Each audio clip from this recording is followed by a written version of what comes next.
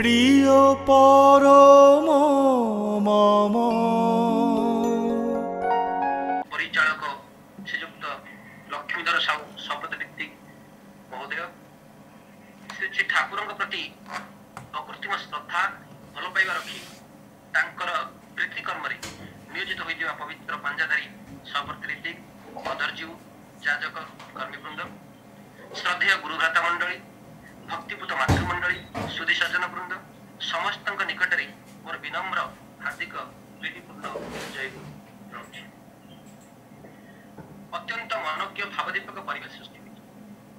ବିନତି ପ୍ରାର୍ଥନା ଠାରୁ ଆରମ୍ଭ କରି ସଦ୍ଗ୍ରନ୍ଥ ପାଠ ଭଜନ କୋରସ ଏବଂ କୀର୍ତ୍ତନର ଆସରରେ ପ୍ରତ୍ୟେକଟି ହୃଦୟରେ ଏକ ଭାବମୟ ପରିବେଶ ସୃଷ୍ଟି ହୋଇଛି। ଏହି ସତସଙ୍ଗ ଉପଯୋଜନା କେନ୍ଦ୍ର ଶରଣପଣା ତରଫରୁ ଆଜି ଭୋଗ ନିବେଦନ କରିଛନ୍ତି ଯେ ଭୋଗଦାତା ତପନ କୁମାର ବାରିକ ତାଙ୍କର ଏବଂ ପରିବାରର ସୁଦୀର୍ଘ ନିରାମୟ ଇଷ୍ଟିପୂତ ଜୀବନ କାମନା କରୁଛି ପ୍ରିୟ ପରମଙ୍କର ଶ୍ରୀପାଦ ତତ୍ସହ ଯେଉଁମାନେ ସତ୍ସଙ୍ଗ ଉପଭୋଗ କରୁଛନ୍ତି ଏବଂ ବଞ୍ଚିତ ଗୁରୁ ଭାଇ ଓ ମା ମାନଙ୍କର ସାର୍ବିକ କଲ୍ୟାଣ ନିମନ୍ତେ ପରମ ପିତାଙ୍କ ନିକଟରେ ପ୍ରାର୍ଥନା ବିଶେଷ କରି କହି ରଖୁଛି ଯେଉଁମାନେ ଟିମ୍ ପ୍ରିୟ ପରମର ସଂଯୋଜନାରେ ଯୁକ୍ତ ଅଛନ୍ତି ସବୁ ଭାଇମାନଙ୍କର ମିଳିତ ଉଦ୍ୟମରେ ଆଜି ଟିମ୍ ପ୍ରିୟ ପରମ ତାର 512ତମ ଦିବସରେ ଆଜି ପହଞ୍ଚିଛି।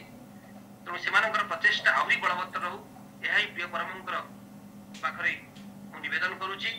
ସେମାନେ ସେମାନଙ୍କର ପରିବାର ପରିବେଶରେ ଇଷ୍ଟଙ୍କୁ ପ୍ରତିଷ୍ଠା କରନ୍ତୁ ଏବଂ ଅତୁଟ ଏହି କର୍ମ ପ୍ରବଣତା ପାଇଁ ତାଙ୍କର ଏହି କର୍ମ ଉଦ୍ଦୀପନା ବଳବତ୍ତର ରହୁ ଏହା ହିଁ ପରମ ଦୟାଳୁଙ୍କ ଶ୍ରୀଚରଣରେ ମୁଁ ପ୍ରାର୍ଥନା ଜଣାଉଛି। ଆଜିର ଆଲୋଚନା ପ୍ରସଙ୍ଗରେ ମୋର ମନ ଭିତରେ ପ୍ରିୟ ପରମଙ୍କର ସେ ଭାବାଦର୍ଶକୁ ତୁଳି ଧରିବା ପାଇଁ ମୁଁ ଚେଷ୍ଟା କରୁଛି।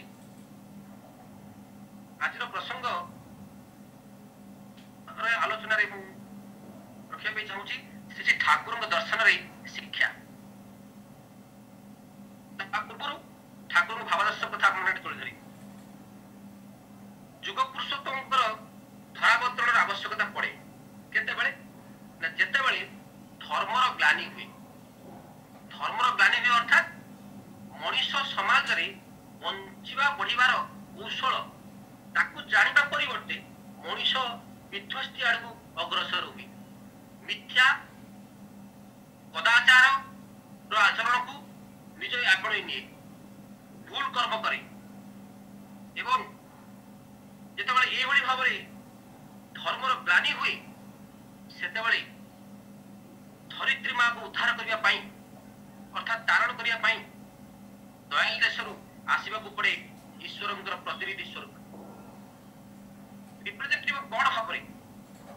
କିନ୍ତୁ ଆଜି ଆମର ପରମ ସୌଭାଗ୍ୟ ପ୍ରିୟ ପରମ ଦୟାଲ ଦେଶର ମାଲିକ ଆଜି ନିଜେ ଅବତାରୀ ଶ୍ରୀ ଶ୍ରୀ ଠାକୁର ଅନୁକୂଳ ଚନ୍ଦ୍ର ସ୍ୱରୂପରେ ପ୍ରତୀୟମାନ ହୋଇଛନ୍ତି ନର ନାରାୟଣ ସ୍ୱରୂପରେ।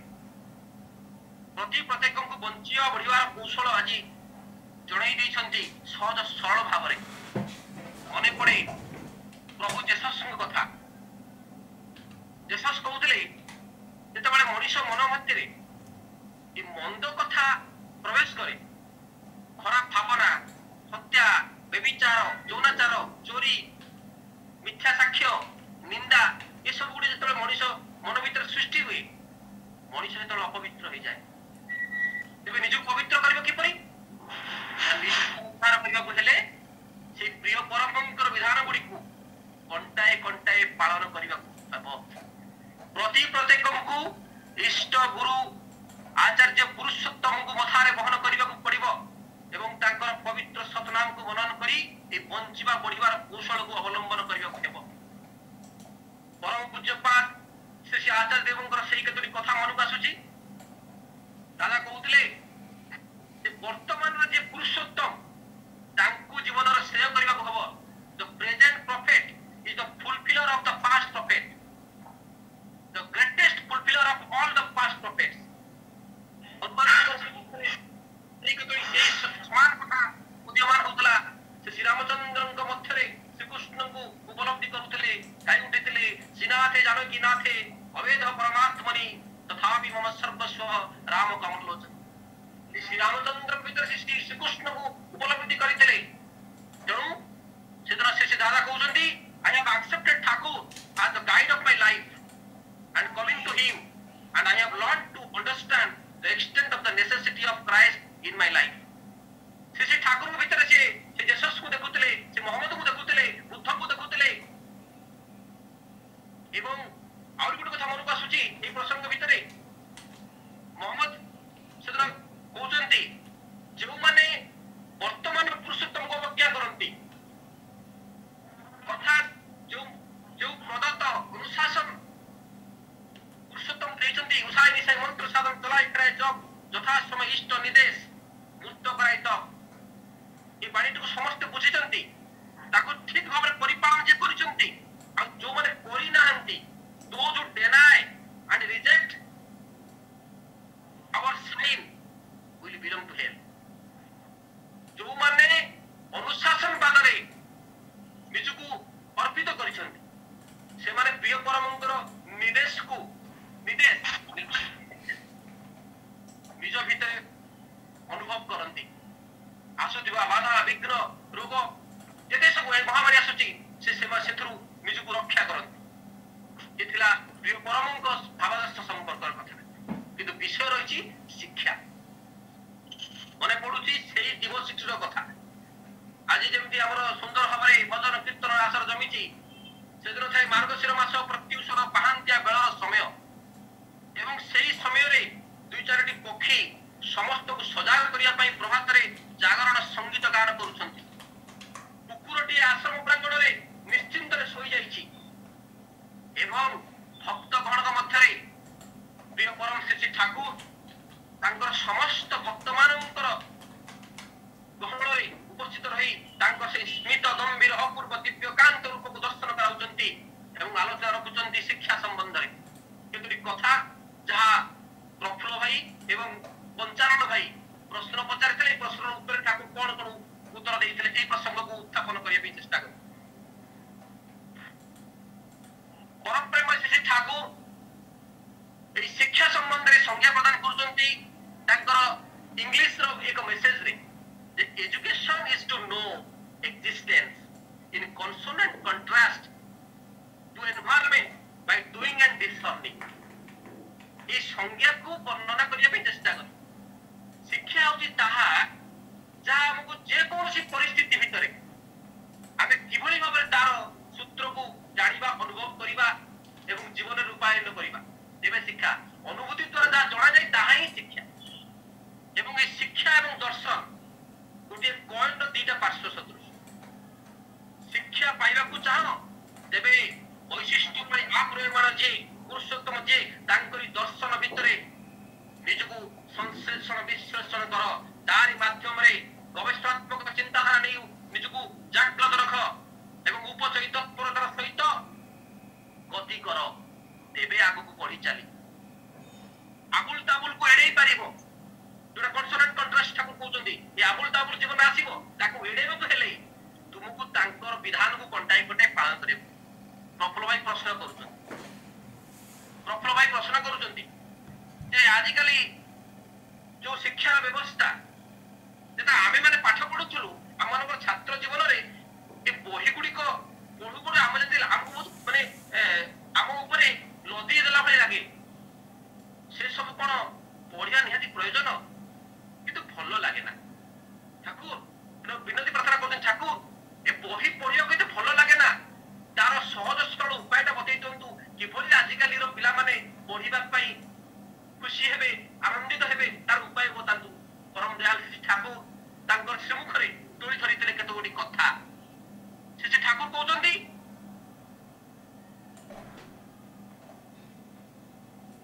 तो श्री ठाकुर कहउचंदी खेल कसरत एवं काम भीतर दे शिक्षा देबा उचित पाठ्य विषय उपयोगी नाना प्रकार खेल कसरत एवं जीवन यात्रा पक्षरे नित्यांत प्रयोजन यही शिक्षा देवा दरकार गोटे उदाहरण आप उपस्थापन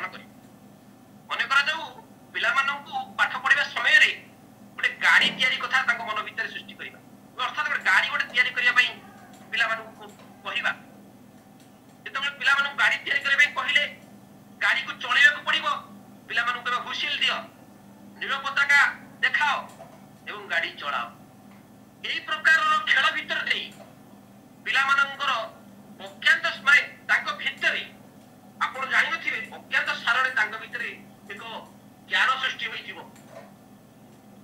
ଠିକ ଏଇ କଥାକୁ ଭିତ୍ତି କରି ମନେ ପଡୁଛି ବିଶ୍ୱବିଖ୍ୟାତ ଜର୍ମାନୀ ଦାର୍ଶନିକ ଜଣେ ଶିକ୍ଷାବିଦ ଫ୍ରେଡରିକ୍ ଫ୍ରୋବେଲ, ଯେ କି ଏପ୍ରିଲ 21, 1782 ଜନ୍ମ ହୋଇ ଏ ଥରାରୁ ପୁଣି ଫେରି ଯାଇଥିଲେ ଜୁନ 21, 1852 ମସିହା। ତାଙ୍କ କଥା ଆଜି ମନେ ପଡୁଛି। ତାଙ୍କର ଗୁରୁ ଜୋହାନ ହେନରିକ୍ ପେଷ୍ଟାଲୋଜି ତାଙ୍କର ଅନୁଶାସନବାଦକୁ ସେ ଫଲୋ କରୁଥିଲେ, ତାଙ୍କର ଦର୍ଶନକୁ ସେ ଅନୁପ୍ରାଣିତ ହୋଇଥିଲେ ଏବଂ ଉଦ୍ଭାବନ କରିଥିଲେ ଏ ଖେଳ କସରତ ମଧ୍ୟରେ କିଭଳି ଶିକ୍ଷାଦାନ ପଦ୍ଧତି ପିଲାମାନଙ୍କ ନିକଟରେ ଉପସ୍ଥାପନା କରାଯାଇପାରେ, ଯାହା ବର୍ତ୍ତମାନ କେଜି ନାମରେ ପରିଚିତ, କିଣ୍ଡର ଗାର୍ଡେନ ଅଫ୍ ଗାର୍ଡେନ ନାମରେ ପରିଚିତ। ସେ ଅନୁଭବ କରିଥିଲେ ଯେ ପିଲାମାନଙ୍କୁ କିଭଳି ଭାବରେ ଗୋଟେ ମାଳିଟିଏ ବଗିଚାର ଯେମିତି ଚାରାକୁ ଯତ୍ନ ନିଏ, ଠିକ ସେଇଭଳି ଭାବରେ ପିଲାମାନଙ୍କ ଭିତରେ ପ୍ରତ୍ୟେକ ପରିସ୍ଥିତିରେ ତାଙ୍କୁ କେମିତି ସାମ୍ନା କରିବାକୁ ପଡିବ, ତାଙ୍କୁ ସିଧାସଳଖ ଭାବେ ତାଙ୍କର ମନୋବୃତ୍ତିକୁ ଜାଣି ଶିକ୍ଷା ଦେବାକୁ ପଡିବ, এই କୌଶଳକୁ ସେ ରୂପାୟନ କରିଥିଲେ। In play children, ଯେତେବେଳେ ସେ ଖେଳନ୍ତି ପିଲାମାନେ, in play children construct their understanding of the world through direct experience with it। ଯେତେବେଳେ ସେମାନେ ଖେଳକୁଦ ସମୟରେ ଥାନ୍ତି, ସେହି ସମୟରେ ପିଲାମାନଙ୍କୁ ତାଙ୍କ ଭିତରେ ଆମକୁ ପାଠର ପର୍ଯ୍ୟାୟ ବା ଶିକ୍ଷାର ପଦ୍ଧତି ତାଙ୍କ ଭିତରେ ପ୍ରବେଶ କରିବାକୁ ପଡିବ। ତେଣୁ ଶିକ୍ଷକଙ୍କର ପ୍ରଧାନ କାମ ହେଲା ଯେ ତାଙ୍କର ଯୋଉ ଗେସ୍ଚର ଆଣ୍ଡ ପୋସ୍ଚର ଏପରି ଭାବରେ ଇଙ୍ଗିତ ଦେବାକୁ ହେବ ଯେପରି ପିଲା ଭିତରେ ଗୋଟେ ଅନୁସନ୍ଧିତ୍ସୁ ଭାବନା ସୃଷ୍ଟି ହେବ, ତା ଭିତରେ ଗୋଟେ ବୁଦ୍ଧି ତତ୍ପରତା ତୁଖୁଡ଼ ହୋଇ ଉଠିବ। ସେଥିପାଇଁ କଣ ଦରକାର? ତାକୁ କହୁଛନ୍ତି ସେଥିପାଇଁ ଦରକାର ଶିକ୍ଷକଙ୍କର ଚାଲିଚଳନ, ଭାବଭଙ୍ଗୀ, କଥାବାର୍ତ୍ତା ଖୁବ୍ ମନୋଜ୍ଞ ଆଉ ହୃଦୟଗ୍ରାହୀ ହେବା ଦରକାର। ଯଦି ତା ନ ହୁଏ, ସେ ଠାକୁର କହୁଛନ୍ତି ଯଦି ପିଲାମାନଙ୍କର ଇଙ୍ଗିତଟାକୁ ଆମେ ବୁଝି ନ ପାରିବା, ଯେଉଁ ଶିକ୍ଷକ ତାଙ୍କର ଝୋଙ୍କଟାକୁ ନ ବୁଝିପାରେ, ତାକୁ କହୁଛନ୍ତି ଝୋଙ୍କ ନା ବୁଝେ ଶିକ୍ଷା ଦେଲେ ପଦେ ପଦେ କୁଫଳ ମିଳେ। ପିଲାମାନଙ୍କର କେଉଁଥିରେ ଝୁଙ୍କଟା ରହିଛି, ଖେଳ କସରତ ଭିତରେ ଦେଇ ଶିକ୍ଷକଟି ଲକ୍ଷ୍ୟ କରିବା ଦରକାର କାହାର କେଉଁ ଆଡେ ଝୁଙ୍କ ରହିଛି। ଖେଳ ସାଥୀ ସହିତ ଯେତେବେଳେ ପିଲାଟିଏ ଅସତର୍କ ମାନେ ସତର୍କ ଏବଂ ଅସତର୍କ ମାନେ ଅସତର୍କ ମୁହୂର୍ତ୍ତରେ ଯେଭଳି ବ୍ୟବହାର ମାନେ ତାର ବ୍ୟବହାର କିପରି ସେ କରୁଛି ସେ ଦିଗକୁ ନଜର ଦେବାକୁ ପଡିବ। ଆଉ ଏଇ ସବୁ ଭିତରେ ତାକୁ ଏଭଳି ପୋଷଣ ଏବଂ ଉଦ୍ଦୀପ୍ତ କରାଯିବ ଯେମିତି ପିଲାଟା ସକ୍ରିୟ ଭାବରେ ନିଜକୁ ଗଢି ତୋଳେ। ଗୋଟେ ଉଦାହରଣ ଆପଣମାନଙ୍କୁ ଉପସ୍ଥାପନା କରିବାକୁ ଚାହେଁ। ଗୋଟେ ମତ୍ସ୍ୟଜୀବୀର ପିଲା, ତା ଭିତରେ ଆପଣ ଜାଲର ଉପମା ଦେବାକୁ ପଡିବ।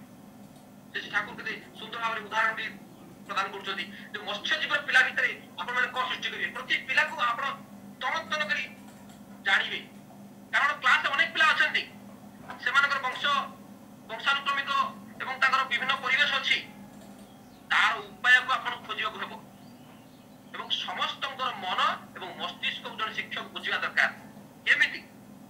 ତାଙ୍କର ସେଇ ଯୋଉ ମେଥଡ ଯୋଉଟା ହଉଛି ଡେମନଷ୍ଟ୍ରେଟିଭ ଡେଲିଭରିଂ ମେଥଡ, ପ୍ରଦର୍ଶନ ଯୋଗ୍ୟ ପରିବେଷଣ, ଏଇ ଭଙ୍ଗୀରେ ସେ ପିଲାମାନଙ୍କ ପାଖରେ ନିଜକୁ ପ୍ରତ୍ୟକ୍ଷ ଭାବରେ ନିଜକୁ ଉପସ୍ଥାପନା କରିବ। ଏହା ହିଁ ଥିଲା ସେଦିନ ଶ୍ରୀ ଠାକୁରଙ୍କର ପ୍ରଫୁଲ୍ଲ ଭାଇଙ୍କର ପ୍ରଶ୍ନର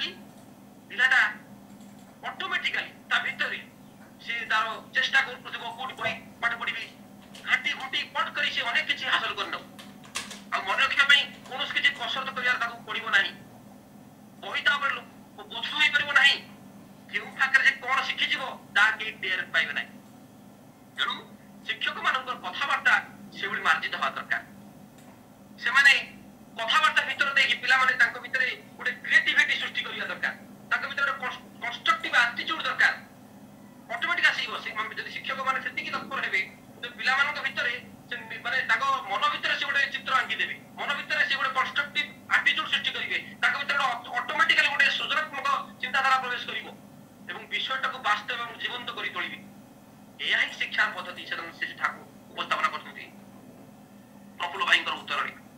ତେଣୁ ସେଥିପାଇଁ ଏଇ ନୂତନ ପ୍ରକାରର ଯୋଉ ଆକ୍ଟିଭିଟି ବେସ୍ଡ ମେଥଡ ଯୋଉଟା କି କହୁଛନ୍ତି ପ୍ଲେ ୱେ ମେଥଡ ଏହାକୁ ଅବଲମ୍ବନ କରିବାକୁ ପଡିବ, ଯାହାକି ପ୍ରାକ୍ଟିକାଲ କର୍ମ ବାସ୍ତବ କର୍ମ এই ବାସ୍ତବ କର୍ମକୁ ଭିତ୍ତି କରି ଆମେ ଯୋଉ ଥିଓରିଟିକାଲ ଏଜୁକେସନ ଅଛି ଏ ଥିଓରିଟିକାଲ ଏଜୁକେସନକୁ ଆମେ ସହଜ ସରଳ କରିପାରିବା। ତେବେ ଗୋଟେ ଶ୍ରେଣୀରେ ଆପଣ ଦେଖିବେ ବହୁତ କମ ସଂଖ୍ୟକ ମାନେ ପିଲା ଅକୃତ କାର୍ଯ୍ୟ ହେବେ। ତେଣୁ ଶିକ୍ଷକଙ୍କର ଯଦି ଅକୃତ କାର୍ଯ୍ୟ ରହିଛି ତାହା ହିଁ ନିର୍ଭର କରେ ଶିକ୍ଷକଙ୍କର କଣ ନା ଆଗ୍ରହର ଅଭାବ, ପିଲାମାନଙ୍କ ପ୍ରତି ତାଙ୍କର ଆଗ୍ରହ ନଥାଏ। ଯଦି ଆଜି ଗୋଟେ ଶ୍ରେଣୀ ଗୃହରେ ଯଦି ପିଲାମାନଙ୍କର କୌଣସି କିଛି ଅସୁବିଧା ଥାଏ ତେବେ ଶିକ୍ଷକ ହିଁ ସେଥିପାଇଁ ଦାୟୀ। ତେଣୁ ଶିକ୍ଷକଙ୍କର ପ୍ରଧାନ କାମ ହେଲା ପିଲାମାନଙ୍କ ଭିତରେ ଏଇ ଇଣ୍ଟରେଷ୍ଟଟାକୁ ଜାଗ୍ରତ କରିବା, ଅନୁରାଗଟାକୁ ଜନ୍ମେଇବା। ତେଣୁ ସେଦିନ ଫ୍ରେଡରିକ୍ ଫ୍ରୋବେଲ କହୁଛନ୍ତି ସେଲ୍ଫ ଆକ୍ଟିଭିଟି ଆଉ ପ୍ଲେ ୱେ ମେଥଡ ଏ ଦିଟା ଜିନିଷ ଦରକାର, କାରଣ these are the essential factors for child education. ତେଣୁ ପ୍ରଥମ ଭୂମିକା ହେଉଛି ଶିକ୍ଷକର, they have to encourage their self expression through play way method. ତେଣୁ ଏଇ ଖେଳ କସରତ ମଧ୍ୟ ଦେଇକି ପିଲାମାନଙ୍କୁ କେମିତି ଶିକ୍ଷାଦାନ ପ୍ରଦାନ କରାଯିବ ଏହି ସମ୍ପର୍କିତ ଆଲୋଚନା ରଖିଲେ। ପରବର୍ତ୍ତୀ ପ୍ରଶ୍ନ ପଚାରୁଛନ୍ତି ପଞ୍ଚାନନ ଭାଇ।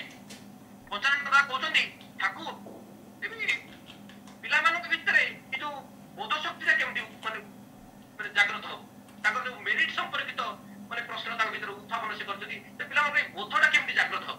ସେତେବେଳେ ଶ୍ରୀ ଠାକୁର କହୁଛନ୍ତି ମେରିଟ ଫେରିଟ ଯାହା ତମେ କୁହ ଏ ସବୁ ନିର୍ଭର କରେ ଶିକ୍ଷକ ଏବଂ ତାର ମାତା ପିତାଙ୍କ ଉପରେ। ଏବଂ ଏ ଶିକ୍ଷକ ଏବଂ ମାତା ପିତାଙ୍କର ତାର ଉପରେ, କାରଣ ମୂଳ ଟାଣଟା ହିଁ ହଉଛି କ୍ରମାନୁଚିର ଘଟେଇବା। ମାନେ ଦେଖନ୍ତୁ ସେମାନଙ୍କର ଯଦି ଶିକ୍ଷକ ଏବଂ ମାତା ପିତା ଏ ଉଭୟଙ୍କର ଟାଣଟା ଯଦି ଇଷ୍ଟାନୁରାଗ ନ ହୋଇଥାଏ, ଅର୍ଥାତ୍ ସେମାନଙ୍କର ଟାଣ କାହା ଉପରେ ଦରକାର, ଶିକ୍ଷକଙ୍କର ହଉ ମାତା ପିତାଙ୍କର ହଉ ତାଙ୍କର ସକ୍ରିୟ ଟାଣ ରହିବା ଦରକାର ସେଇ ଇଷ୍ଟ ପ୍ରିୟ ପରମ ପୁରୁଷୋତ୍ତମଙ୍କ ଉପରେ। ତାକୁ କହୁଛନ୍ତି ଯଦି ଶିକ୍ଷକର ନା ଇଷ୍ଟ ଟାଣ କିଏ ଜାଗା ଏବେ ଛାତ୍ର ପାଇଁ। ଯଦି ଶିକ୍ଷକ ମାନଙ୍କର ସେଇ ଇଷ୍ଟଙ୍କ ପ୍ରତି ଅନୁରାଗ ନାହିଁ, ଗୋଟେ ଉଦାହରଣ ଆପଣଙ୍କ ପ୍ରଦାନ କରିବାକୁ ଚାହେଁ। ଶିକ୍ଷକଙ୍କୁ ଯେତେବେଳେ ଛାତ୍ର ମାନେ କିଛି ଜିନିଷ ଦେବାକୁ ଯାଆନ୍ତି ସେଠି ଶିକ୍ଷକଙ୍କର ମନୋବୃତ୍ତି କଣ ରହିବା ଦରକାର। ଶିକ୍ଷକ ଜଣେ ଛାତ୍ର ଯେତେବେଳେ କୌଣସି ଜିନିଷ ଗୋଟେ ଶିକ୍ଷକକୁ ଦେବାକୁ ଆସିଲା, ଶିକ୍ଷକ କହୁଛନ୍ତି ତୁମର ଯେପରି ମତେ ଦେବାକୁ ଇଚ୍ଛା ହଉଛି ମୋର ତ ପୁଣି ଏପରି ଜଣେ ଅଛନ୍ତି ତାଙ୍କୁ ନ ଦେଇ ପାରିଲେ ମତେ ଭଲ ଲାଗେ ନା, ଚାଲ ଯିବା ମୋର ଯେ ଇଷ୍ଟ ଗୁରୁ ଆଦର୍ଶ ପ୍ରିୟ ପରମ ପୁରୁଷୋତ୍ତମ ତାଙ୍କୁ ଦେଇ ଆସିବା। ଛାତ୍ର କହୁଛି ସାର୍ ଆପଣ ନିଜ ପାଇଁ କିଛି ରଖନ୍ତୁ। ଶିକ୍ଷକ କହୁଛନ୍ତି ନା ଚାଲ ତାଙ୍କୁ ଦେଲେ ହିଁ ମୋର ତୃପ୍ତି। ତୁମର ଯୋଉ ଭଲ ପାଇବାର ଯୋଉ ଦାନ ମତେ ପ୍ରଦାନ କରୁଛ, ମୁଁ ଯଦି ସେ ଦାନକୁ ଯଦି ପ୍ରିୟ ପରମଙ୍କୁ ଦିଏ ତେବେ ତୁମେ ସାର୍ଥକ ହବ, ମୁଁ ସାର୍ଥକ ହେବି, ଆଉ ମତେ ସେଥିରେ ଆନନ୍ଦ ଲାଗିବ, ପରମ ପ୍ରାପ୍ତି ଅନୁଭବ ମୁଁ ନିଜେ କରିବି। এইଭଳି ଅନୁଭବ এইଭଳି ଚିନ୍ତାଧାରା ଶିକ୍ଷକଙ୍କ ଭିତରେ ରହିବା ଦରକାର। এইଭଳି ଭାବରେ ପିତାମାତାଙ୍କ ମଧ୍ୟରେ ଏଇ ଜିନିଷଟା ଥିବା ଦରକାର। ଏଇ ଜିନିଷଟା ବୋଇଲେ ଇଷ୍ଟପ୍ରାଣ ହବା ଦରକାର। ଯେଉଁ ପିତାମାତାଙ୍କ ଭିତରେ ଇଷ୍ଟପ୍ରାଣତା ନାହିଁ ସେଠି ପ୍ରବେଶ କରିବ ଅହଂ। ପ୍ରତ୍ୟେକଙ୍କ ଭିତରେ ଇଷ୍ଟ ନଥିଲେ ମଣିଷ ଅହଂକାର ଆଶ୍ରୟ ନେବ, ପ୍ରକୃତି ପ୍ରତି ତାର ଜମିଯିବ ଏବଂ ଖାମଖିଆଲି ହବ। କେତେବେଳେ କେଉଁ ଅବସ୍ଥାରେ ପକେଇବ ତାର କିଛି ଠିକ ଠିକଣା ନାହିଁ। ତେବେ ଆମକୁ ପ୍ରତ୍ୟେକକୁ ସେ ଇଷ୍ଟଙ୍କ ସହିତ ଯୁକ୍ତ ହେବାକୁ ହବ। ଯେଉଁମାନେ ଇଷ୍ଟଙ୍କ ସହିତ ଯୁକ୍ତ ହୁଅନ୍ତି ସେମାନେ କଣ ହୁଅନ୍ତି, ସେମାନେ ପ୍ରଜ୍ଞାବାନ ହୁଅନ୍ତି। ସେମାନଙ୍କର ମଧୁର କଥା ତାଙ୍କୁ ଭିତରୁ ବାହାରେ, ଗମ୍ଭୀର ହୁଅନ୍ତି ସେମାନେ, ଶକ୍ତିମାନ ହୁଅନ୍ତି ସେମାନେ, ଏବଂ ପ୍ରକୃତି ଗୁଡିକ ଇଷ୍ଟଙ୍କ ଠାରେ ସେମାନେ ନିଜର ସେବା ମାଧ୍ୟମରେ ନିୟୋଜିତ କରନ୍ତି। ଆଜିକାଲିର ଶିକ୍ଷକ ମାନଙ୍କୁ ଦେଖାଯାଏ ସେମାନେ ଆଦର୍ଶମାନ ନୁହନ୍ତି, ଇଷ୍ଟାନୁରାଗ ନୁହନ୍ତି। ପିଲାମାନଙ୍କର ଚରିତ୍ରକୁ ଅନେକ ପରିମାଣରେ ଆଦର୍ଶନୁଗ କରି ତୋଳିବେ କିପରି?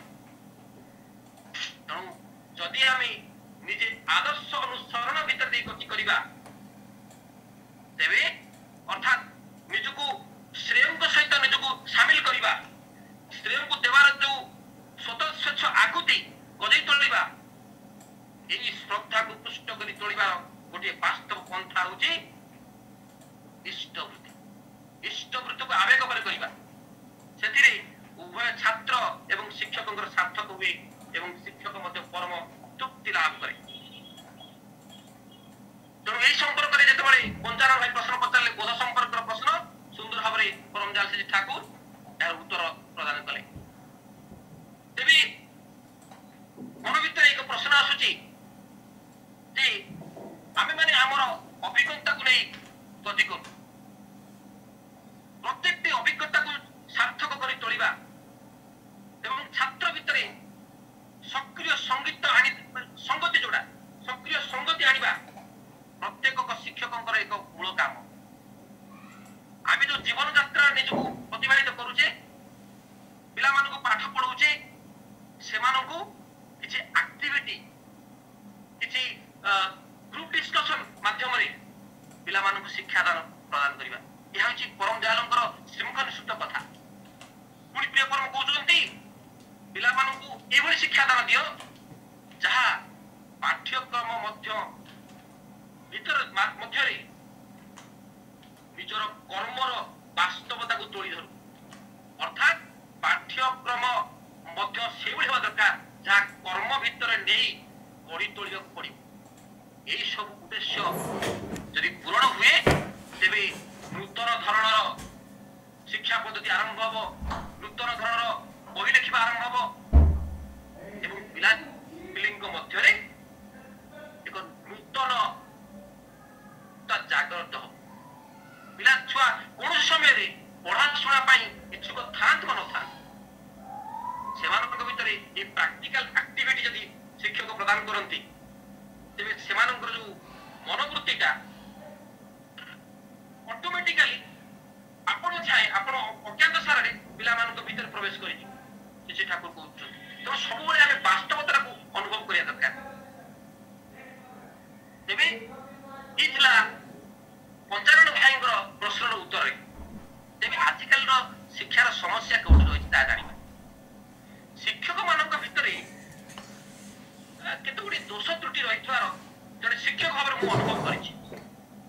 ଜଣେ ଶିକ୍ଷକ ଆଉ ଜଣେ ଶିକ୍ଷକକୁ ନ୍ୟୁନ କରି ଚାଲିଛି, ଯାହା ବର୍ତ୍ତମାନ ଆମ ଭାରତ ସରକାର ଏବଂ ରାଜ୍ୟ ସରକାରଙ୍କର ଶିକ୍ଷକ ମାନଙ୍କୁ ନିୟୋଜିତ କରିବାର ପଦ୍ଧତି, ଯଦିଓ ସେମାନେ ଓଡିଶା ସରକାର ଆର୍ଥିକ ପରିସ୍ଥିତିକୁ ଲକ୍ଷ୍ୟ କରି ଶିକ୍ଷକ ମାନଙ୍କୁ ବିଭିନ୍ନ ବିଭାଗୀକରଣ କରିଛନ୍ତି, କିନ୍ତୁ ଆଜି ଶିକ୍ଷକ ମାନଙ୍କ ଭିତରେ ଅନ୍ତରପାନ୍ତର ଭେଦଭାବ ରହିଛି। ତାକୁ କହୁଛନ୍ତି ତାକୁ ଦୂର କରିବାକୁ ପଡିବ। ପ୍ରତ୍ୟେକଙ୍କ ଭିତରେ ଗୋଟେ ଆଇଡିଆଲ ସେଣ୍ଟ୍ରିକ ଲାଇଫ ମେଣ୍ଟେନ କରିବାକୁ ପଡିବ। ପ୍ରତ୍ୟେକଙ୍କ ଠାରେ ସେ ଅନୁରାଗୀ ଭାବ ସୃଷ୍ଟି କରିବାକୁ ପଡିବ। ଲାଗିବ ଯେମିତି ଗୋଟେ ବିଦ୍ୟାଳୟରେ 15 ଜଣ ଶିକ୍ଷକ ଅଛନ୍ତି, ସମସ୍ତେ ମିଶିକି ଯେପରି ଜଣେ ଶିକ୍ଷକ ଅଛନ୍ତି। ଯେତେବେଳେ ଗୋଟେ ଛାତ୍ର ଶିକ୍ଷକଙ୍କ ନିକଟକୁ ଯାଉଛି, ତାଙ୍କ ସହିତ ଅନୁରକ୍ତ ହଉଛି, ତାଙ୍କ ସହିତ ଯୁକ୍ତ ହଉଛି, ସେ ଭାବିବ ନାହିଁ ଯେ ଇଏ ଏଇ ବିଭାଗର ଶିକ୍ଷକ, ସେ ସେଇ ବିଭାଗର ଶିକ୍ଷକ।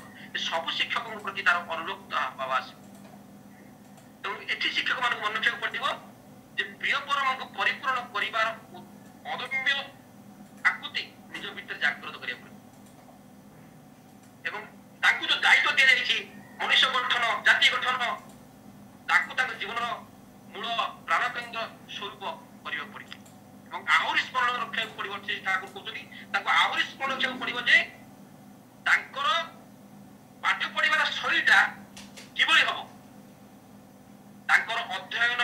ଠାକୁର କହୁଛନ୍ତି ଆହୁରି ସ୍ମରଣ ରଖିବାକୁ ପଡିବ ଯେ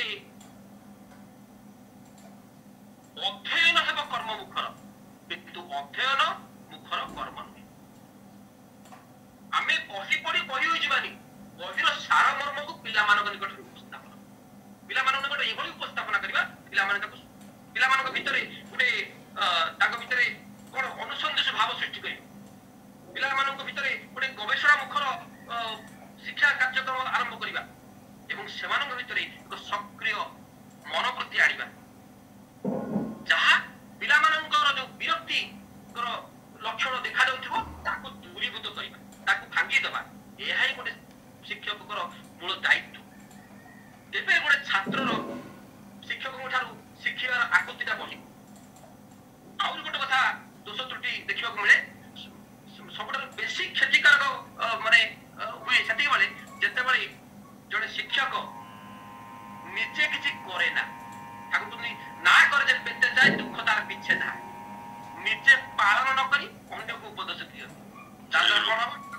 କହୁଛନ୍ତି ତା ଦ୍ୱାରା କଣ ହବ ନା ଛାତ୍ର ମାନେ ତାଙ୍କ ଭିତରେ ଗୋଟେ ଅଶ୍ରଦ୍ଧାପୂର୍ଣ୍ଣ ସମାଲୋଚନା ଶିକ୍ଷକଙ୍କୁ କରିବାକୁ ଲାଗିବେ, ସୁଯୋଗ ପାଇଯିବେ।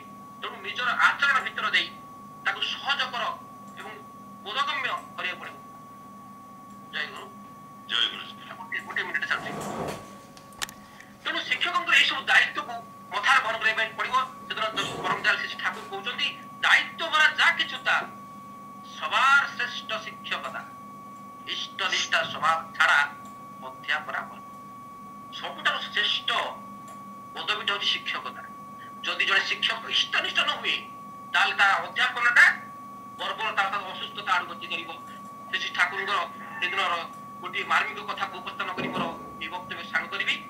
ଶ୍ରୀ ଠାକୁର କହୁଛନ୍ତି ତୁମର ବୋଧକୁ ଏମିତି ପୁଷ୍ଟ କରି ତୁଳିବ ଯେପରି ତୁମ ଭିତରେ ଏକ ଆତ୍ମପ୍ରତ୍ୟୟ ସୃଷ୍ଟି ହବ ଏବଂ ଏହି ସବୁକୁ ଜାଣିବା ପାଇଁ ତୁମ ଭିତରେ ଏ ଯୋଉ ସେନ୍ସରି ମୋଟର କୋଅର୍ଡିନେସନଟା ଏଭଳି ବୋଧ ପ୍ରବାହୀ ଏବଂ କର୍ମ ପ୍ରବୋଧୀ ସ୍ନାୟୁର ସଂଗତି ହେବ ଏବଂ ପିଲାମାନଙ୍କ ଭିତରେ ପିଲାମାନେ ତାର ଫଣ୍ଡାମେଣ୍ଟାଲଟା ଏତେ ସୁଦୃଢ ହୋଇ ଉଠିବ ତାର ସବୁ କିଛି ଜାଣିବା, ସବୁ କାମକୁ କରିବା ଏବଂ ସବୁ ଗୋଟିଏ କାମ ଭିତରେ ଅନ୍ୟ ଗୁଡ଼ିଏ କାମ ଗୁଡ଼ିକୁ ଖଞ୍ଜିବା, ଏ ସବୁ ଗୁଡ଼ିକ ତା ପାଇଁ ସହଜ ସରଳ ହେଇ ପଡ଼ିବ ଏବଂ ପ୍ରତ୍ୟେକ ମଣିଷ ପୂର୍ଣ୍ଣାଙ୍ଗ ହୋଇ ଉଠିବ, ଜାତି ମଧ୍ୟ ଶକ୍ତିମାନ ହେବ ଏବଂ ଆନନ୍ଦରେ ଗାଇ ଉଠିବ ବନ୍ଦେ ପୁରୁଷୋତ୍ତମ ବନ୍ଦେ ପୁରୁଷୋତ୍ତମ ବନ୍ଦେ ପୁରୁଷୋତ୍ତମ।